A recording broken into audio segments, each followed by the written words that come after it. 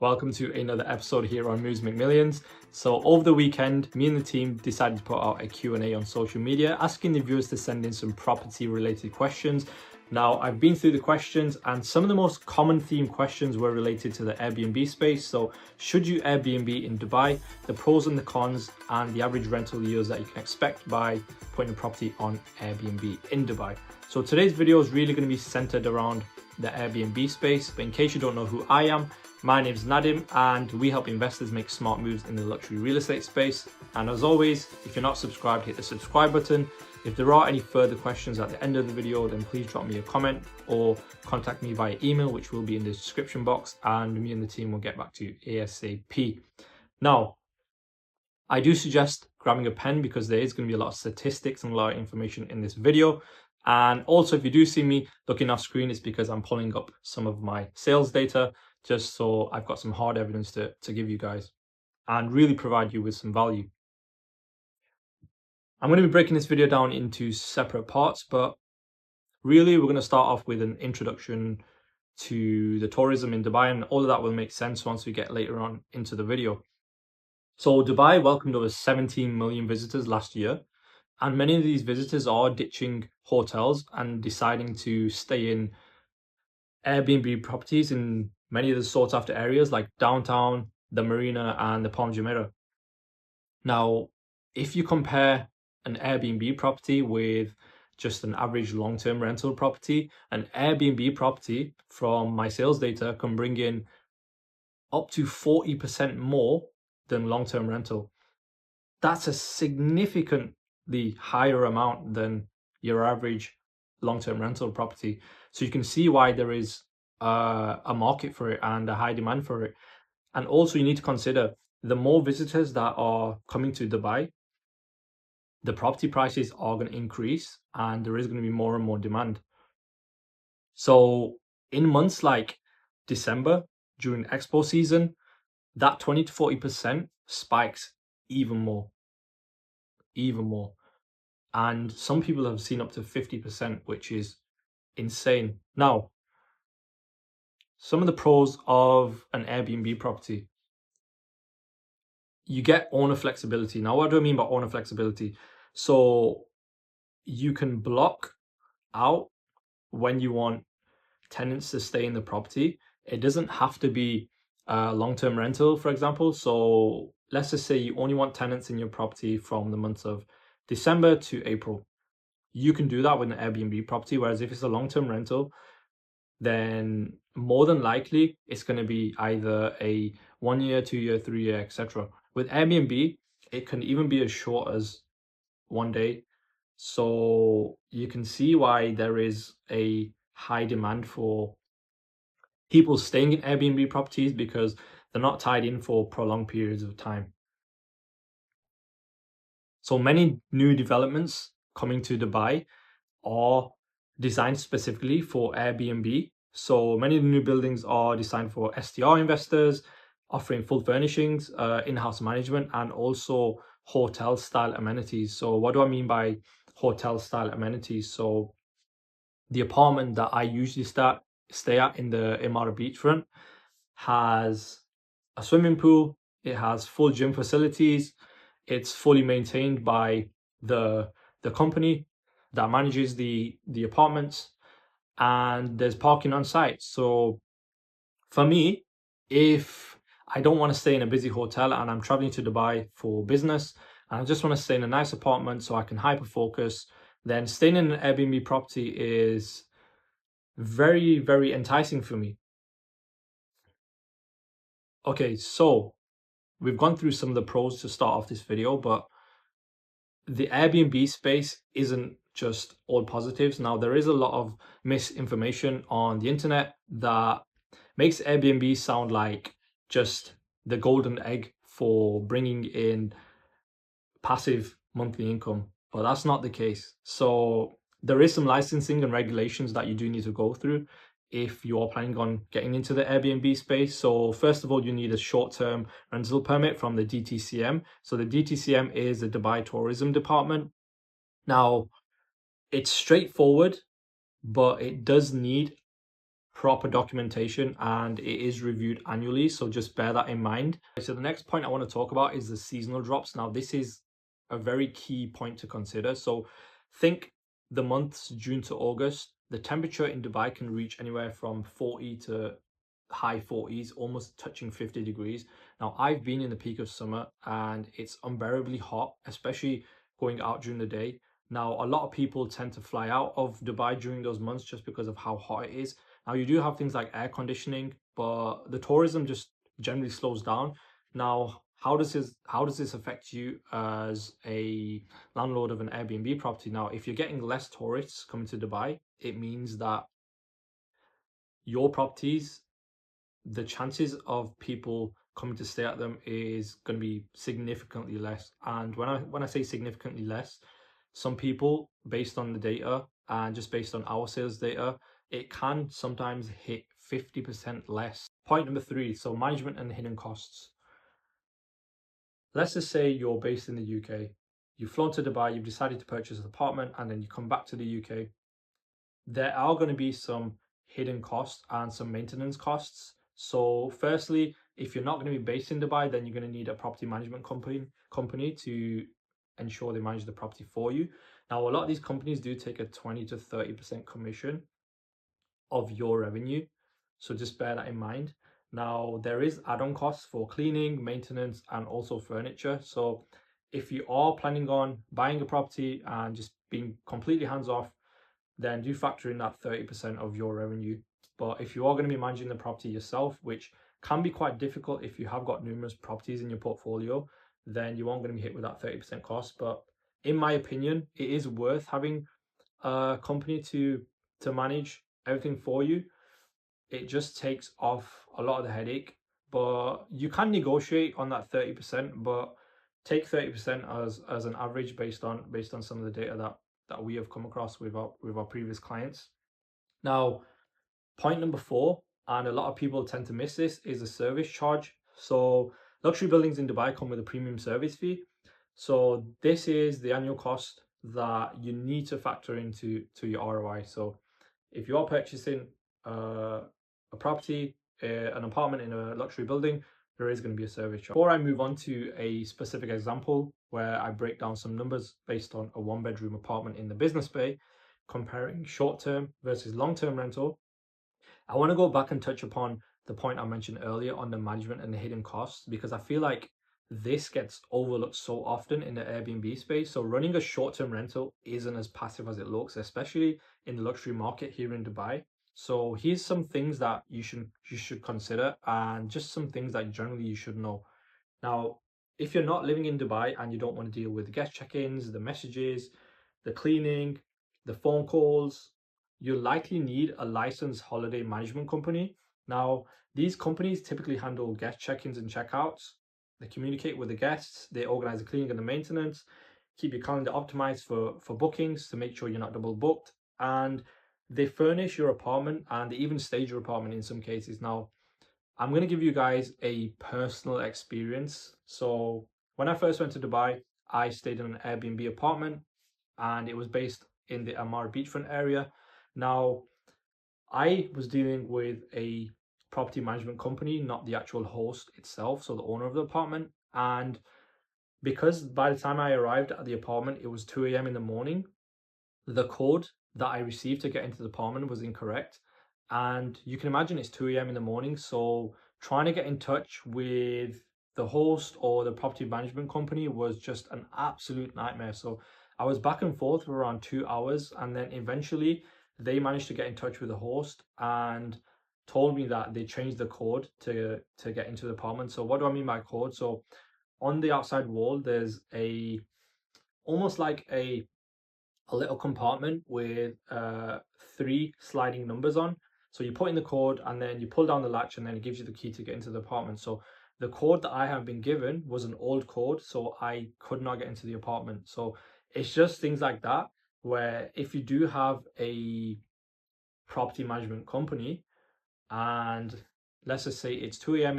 in Dubai or 12 a.m. in Dubai, and you're based in the UK as the owner of the property, you're not going to be able to handle queries like that at 4 a.m. in the morning. So it is worth considering having someone to manage all of that for you.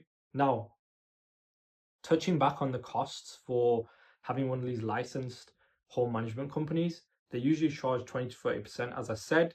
Now, if your Airbnb earns 10,000 AED per month, the management fees alone can cost 2 to 3,000 per month. So it is a significant chunk of your earnings for that month. Now, Airbnb guests are quite fussy. I'm quite fussy myself. When I stay in an Airbnb, I expect it to be clean. Now, after each checkout, you'll need to ensure you have professional cleaning carried out in the property. You'll need to ensure that there's fresh bedding, fresh linen, fresh towels, fresh amenities, so toilet roll, bottled water, etc. You'll need to make sure all of those are topped up. Now, if you use a management company, then these cleaning costs are often charged separately. So typically they charge around 100 to 300 AD per stay per guest, and they'll replace all of that for you. So again, bear that in mind. So that's, if we're factoring in a 30% commission, then that's 3,000 AD plus the 300 AD per stay per guest. So that's 3,300 that they're going to be taking per month. So again, it's worth factoring that in. And then we've not even spoke about wear and tear. So when you buy an apartment, first couple of guests that stay in it, it's going to be brand new. All the furnishing is going to be good, but then wear and tear is going to occur over time. I've experienced this myself. So I've stayed in a couple of Airbnbs in Dubai, and the walls have started cracking. The mattresses, the springs in the mattresses have been sticking out. There's been cracks in the bathtub.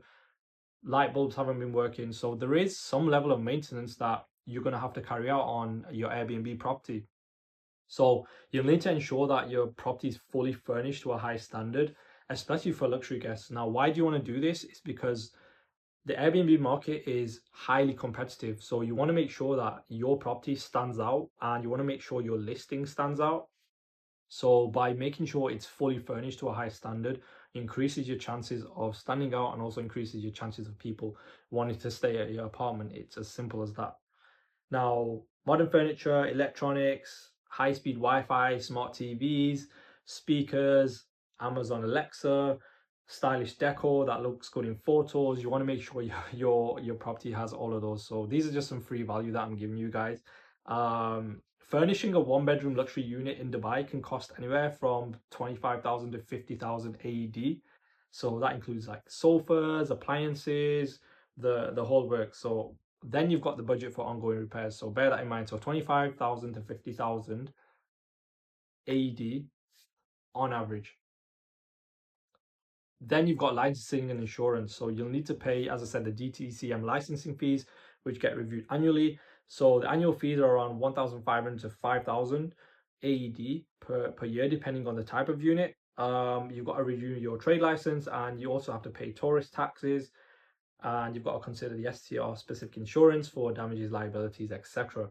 So this is some of the more boring stuff, but it is some of the more serious stuff that you guys do need to consider. So the bottom line is, when you add it all up, Airbnb can earn more gross income, but the net profit shrinks once you factor in the management, the cleaning, the furnishing, and the upkeep costs. So that's why many investors only see a 7 to 8% net yield on their investment, even if the gross numbers do seem high. So next point I want to touch on is a specific example, just so you guys can really see what I'm talking about here. So I've based this example on a one-bedroom apartment in the Business Bay, and we're going to compare long-term rental versus short-term rental Airbnb. Now, long-term rental on a one-bedroom apartment in the Business Bay on average can bring in around 75,000 AD per year. Airbnb is roughly around 9,000 AD per month. Now, let's just lowball it here. Let's just say for 2 months out of the year, there's going to be nobody staying in your apartment due to tourism drops. So that's 10 months out of the year. That's going to bring in around 90,000 AED. So 75,000 AED for long-term rental, 90,000 AED for short-term Airbnb. Now, bear in mind, guys, these are just some of the statistics based on previous sales data. So these averages will be fluctuating at all times, because the market is just changing so rapidly in Dubai. But at this point in the video, this is a pretty up-to-date example that I'm giving you guys. So with the Airbnb, if you're minus 25% in costs, that's around 67,580. So you've gone from 90,080 to 67,580. So it's similar to long-term rental. So 75,000 for long-term, 67,500 for short-term. But then you've also got the volatility with the Airbnb, as I said. So you've got the tourism drops. There's uncertainty that somebody's going to be booking out your property on a monthly basis, and just general volatility in comparison. So in the top performing areas, as I said earlier, you might hit a 10 to 12% gross yield on your investment. But when you factor in all of the costs and the maintenance, then I always say on average 7 to 8% net is realistic, and that's with really good management of your Airbnb property. So I'm going to wrap up this video by just giving you guys some last free value. And if you are considering an Airbnb investment and you've listened to some of the points in the video, you've done your own research and you're adamant on going into the Airbnb market, then I am going to be giving you guys some of the most lucrative areas in Dubai to be investing in for Airbnb. So starting off with the Dubai Marina. Now, if you've been to Dubai Marina, it's great for tourism, digital nomads. There's lots of restaurants and cafes there, and it's just one of those areas that's always busy. And when you think of Dubai and you mention Dubai Marina, everybody knows what that area is, trust me. Second area is downtown Dubai. Now, a lot of the more high-end business people like to stay in downtown. I've stayed in downtown myself. I usually stay in downtown when I go to Dubai, and downtown is a sought-after area because it's iconic views, especially most of the apartments in downtown are overseeing the Burj Khalifa, so it is a really nice area to stay and it is in high demand. Palm Jumeirah is another good area. So Palm Jumeirah is slightly different than downtown and the marina. It's more luxurious and you've got the beachfront appeal. So a lot of people just like to go and stay in the Palm Jumeirah because it's more of a relaxing area to stay in if you compare it to the two other areas. So downtown is very busy. The traffic is pretty crazy, and the marina is a very busy area as well. So the Palm Jumeirah is not as busy, but it is a very luxurious area to stay in. Now, the fourth area is JVC. Now, this area is more affordable, so there is high STR potential in the JVC, and a lot of people, I have personal friends that have traveled from the UK and moved to Dubai, and within that first 6 month period of them moving to Dubai, they tend to stay in the JVC, Jumeirah Village Circle, just because it's a lot cheaper than the other areas. So there is good demand there. And Dubai Hills, this is another favorite area of mine. So it is growing in interest because a lot of the apartments that are being built there, and a lot of the apartments that are already there are very modern, and the furnishing is very modern. So there is a high appeal for Dubai Hills, and I think the whole Hollywood Hills and Dubai Hills is just enticing for people that want to stay in a luxurious area as well. So yeah, guys, that was today's episode. Thanks again for the questions. We will be doing some more videos coming up over the next couple of weeks. So if you do have any further questions, drop me a comment down below, and by all means send me or the team an email. All the details even will be in the description box of this video. And if you do want higher yields and you're okay with a little active management or hiring a service, then as I said, Airbnb in Dubai can absolutely outperform long-term rental.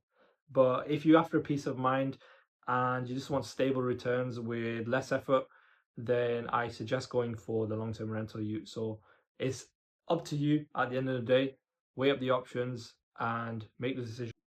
And we're at the final point of the video. So if you want to help sourcing Airbnb friendly properties in Dubai, I have helped many investors lock in some high performing units, and they do have the results to back it up. But I will also be providing you guys with a free Airbnb investors guide just for watching this video. So if you go in the description box, click the link, completely free to download. I hope it provides you guys with some useful information. If there is any further questions, drop me a comment. By all means, reach out to myself or the team, and we will see you in the next episode, guys. Goodbye.